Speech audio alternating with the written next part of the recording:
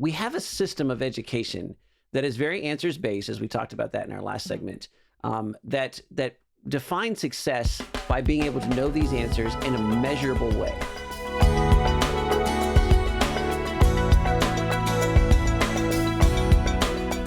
You were talking about just kind of the difference that we see in kids who learn how to ask questions and kids who know how to think for themselves and in homeschooled kids. And I think so often we don't give enough credit to really what homeschool kids come out looking like. Like we think that they need to be the most academic types, right? They need to know all of the information stacked up in their brains and they need to have all the smarts better than any public school kid in order to say, oh, our homeschool child is successful or we've been successful in homeschooling our kids. And the reality is a lot of kids come out of homeschooling, maybe not with all of the knowledge that we think they would learn, but they come out so much better prepared for life and for adulthood because they have not been in a public school classroom being taught in sync with everyone else in the world. They've just been taught differently. And I think we have such an advantage of teaching our kids this way. I have one daughter who's more academic than the other, one who doesn't love academics that much, but she's crazy smart and she knows things that I'm like, I don't even know how you know that because we've never really talked about that or covered that. But she just knows things because of the world that she lives in and because she's curious about life. And so I think if she had been, both my girls, if we put them in a classroom, they would have a very different kind of life education. And so I love that what you do at Unbound is you're really teaching these kids about life. And so we talked about ask and about them asking questions. Your acronym is ADULT. It's ask, do, understand, live, and thrive. And that's kind of your framework for learning and teaching. So the next one is do. Talk about what that means and how ask and do go hand in hand.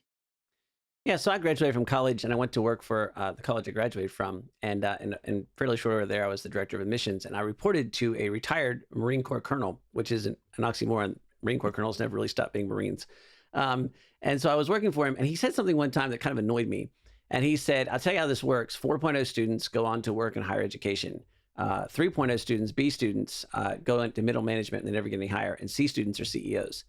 And as an A student, I wasn't so sure what I felt about that. But as I've grown older, I've watched that kind of play out. And there's a reason for that. And it's not because academic people can't be practical. It's that we have a system of education that is very answers based, as we talked about that in our last segment, that defines success by being able to know these answers in a measurable way. And in the past, that wasn't a bad thing because you would move into a system where knowledge was handed down in a measurable way.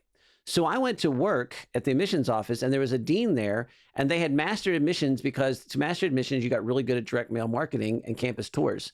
And a lifetime of that was what you passed on to the next person. So there was a hierarchy. There was the dean and the director and the assistant directors and the counselors at the bottom. And you spent your time becoming a counselor and assistant director and you worked your way up by getting better and better at that system, which was handed down in systematic bite-sized pieces. But when I came out and graduated, the entire world of admissions got blown up by email marketing. And then it got blown up by websites. And then it got blown up by something called Web 2.0. And then it got blown up by social media. And then it keeps getting blown up faster and faster all the time. And it's inverted the entire hierarchy of work. Now, some young kid who comes in knows more about how people communicate than the people that have been there 30 years. And the result is just complete chaos, no matter what industry that you're in. It also means that this idea that somebody that's really good at following rules and really good at getting measurable results is going to be the best at something is only true in a few narrow fields now. In most places, the people that do best are the people that go, what is my problem and how do I do something about it?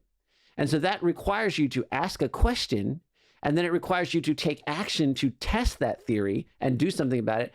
And then, and this is a really weird part, it requires you to have the ability to fail and then figure out what you went wrong and do that again, and to do that rapidly, a rapid iteration of that. Now, that's really interesting because traditional education does not teach things that way. Traditional education says if you fail, it's catastrophic. If you get a B, you no longer have a 4.0. If you have a C, you really don't have a 4.0. And now the whole house of cards comes down. You can't get into a good college. You won't get a good scholarship. You won't get a good degree. You'll be insert whatever job is terrible here for the rest of your life. That's not the way it works. I mean, that's just not the way society actually works, right? In fact, you need people that can come out and say, whoa, technology disrupted that. What's going on? Oh, I better ask a good question. Now I better take action, try that. That didn't work. That didn't work. Oh, that worked. Oh, look, technology disrupted it again. That didn't work. That didn't work. That didn't work. That worked. And have this quick iteration. So we call ourselves a project-based education company because students in our program, first-year students have to take an idea from an idea to reality as the heart of what they do. That's more important than their grades, more important than their courses, and more important than anything else that they do. Our second-year students have to take somebody else's idea from an idea to reality because you don't always get to be a solo entrepreneur. And third-year students have to play a leadership role in running a team that takes somebody's idea from an idea to reality.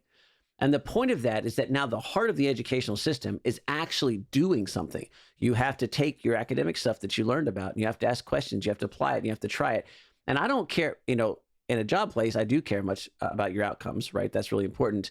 But in this thing, I don't care so much about your outcomes as I care about your learning process. If you fail, that's okay, as long as you explain to me why and what you do differently. If you succeeded, great. It's always fun to coach from a win.